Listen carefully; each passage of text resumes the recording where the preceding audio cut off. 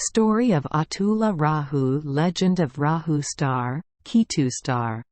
In Hindu mythology, Rahu, transliterated in Vietnamese as Rahu, is a snake that sometimes swallows the sun or moon, causing eclipses. This god is depicted in art as a bodiless dragon, riding in a chariot drawn by 8 black horses. Is one of the Navagraha, 9 planets, of Vedic astrology. Rahu Kala is considered a bad omen. In the Samudra Manthan incident, Asura Rahu was the only Asura who drank a little nectar.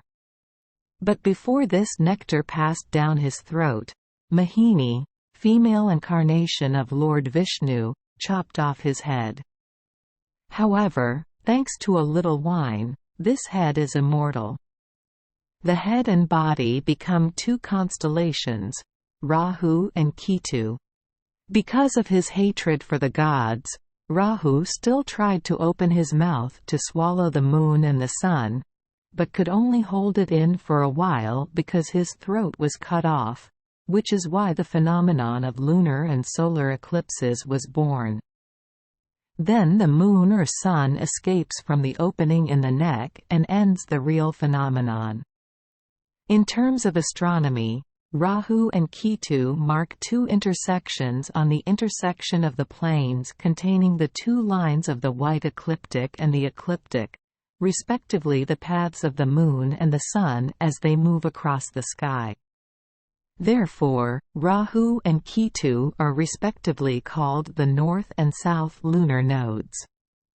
It is a fact that the real phenomenon only occurs when the sun and moon and the earth are in a straight line. Passing through one of these 2 points gave birth to the legend of swallowing the sun or the moon. In the legend of Daitya king Jalandhara, Jalandhara assigned Rahu to transmit a message to Shiva, asking this god to surrender Parvati to Jalandhara.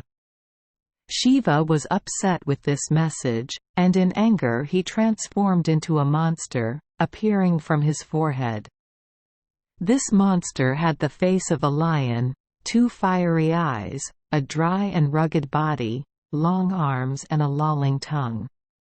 Out with anger, the monster rushed at Rahu, ready to devour him. Shiva seemed to say something along the lines of "and quat. We did not destroy the messenger and quat," while Gana pleaded with Shiva that he was suffering due to hunger. Shiva told the Gana that if it was too hungry, it should eat its own flesh. Gana did this until only his own head remained.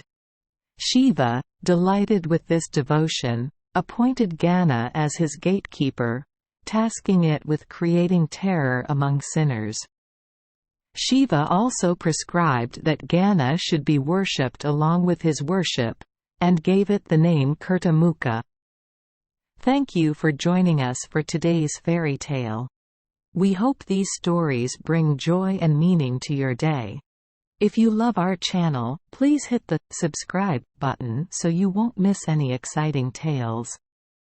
Wishing you a good night and sweet dreams. See you in the next story.